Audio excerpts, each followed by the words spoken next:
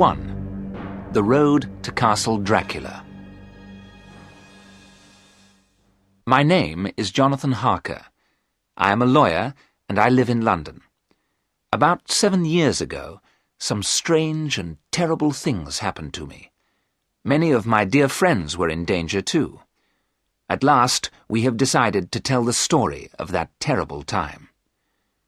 Part of my work is to find houses in England for rich people who live in foreign countries.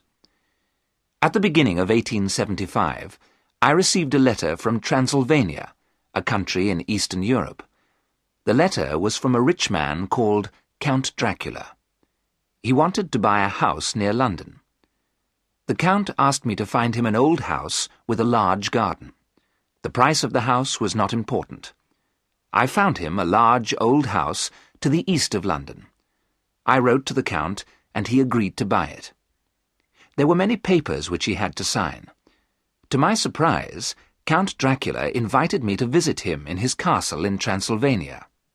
"Bring the papers with you," he wrote in his letter. "I can sign them here." I was very busy and did not want to go. Transylvania was far away, and few English people had been there. There was another reason, too. I was going to get married in the autumn to my darling Mina. I did not want to leave England until we were married. But Mina said that I should go. "The Count is a rich man," she said. "You may be able to do more business with him. You can travel most of the way by train. In 2 weeks you will be home again." So I accepted Count Dracular's invitation. I left England at the end of April.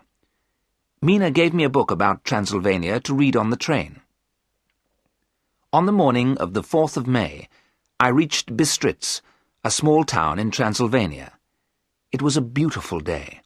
The sun was shining on the great Carpathian mountains. Somewhere, high up in those mountains, was Castle Dracular, where the Count lived. The coach from Bistritz would take me to the Borgo Pass. There, the Count's carriage would meet me.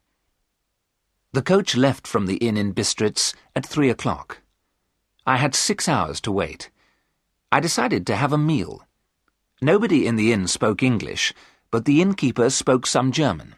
He welcomed me, and I was soon eating a good meal. The inn was very crowded. I watched all the people in their brightly coloured clothes.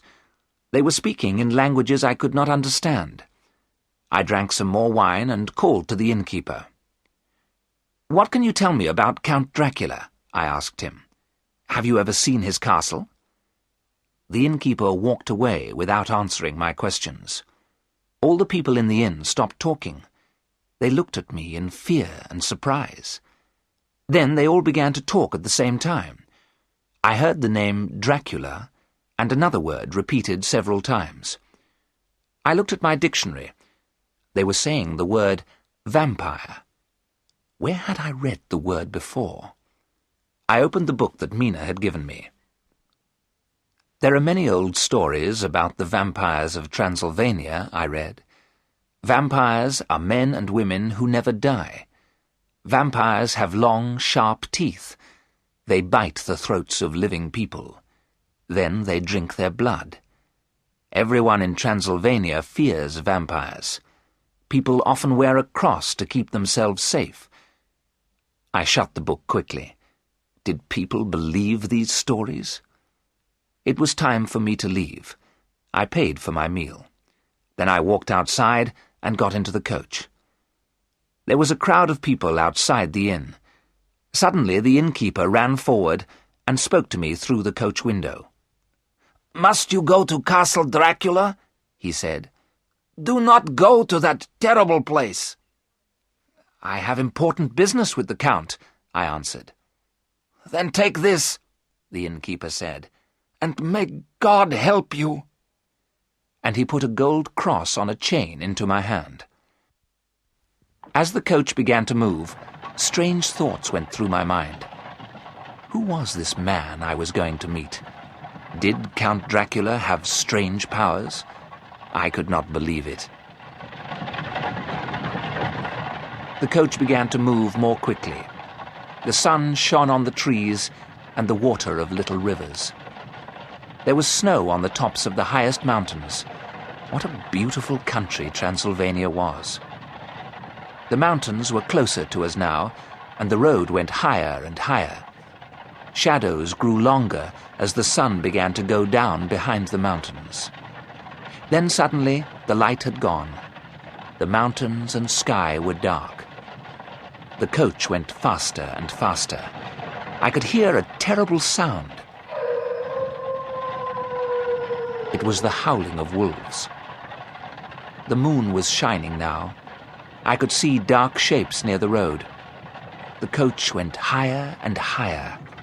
And now I could see a narrow road to the right. The coach stopped. We were at the Borgo Pass. Down the narrow road came a small carriage, pulled by 4 black horses. As the carriage stopped, its driver shouted, "I have come from Castle Dracular. Where is the Englishman?" "Here," I replied. The driver jumped down from the carriage. He took my bag and held me by the arm. In a moment, I was sitting beside him, and the black horses were galloping up the narrow road. The driver wore a black cloak, and his hat was pulled down over his face. The mountains were high black walls on both sides of us. We were going so fast that I had to hold on to the carriage with both hands. Black clouds covered the moon. The carriage had no lights, and I could see nothing. Wolves howled all around us. The driver laughed. As the horses went faster, I closed my eyes in fear. Then suddenly, the journey was over. The driver pulled me down from the carriage. He threw my bag beside me. In a moment, the carriage and the driver had disappeared. I had arrived at Castle Dracula.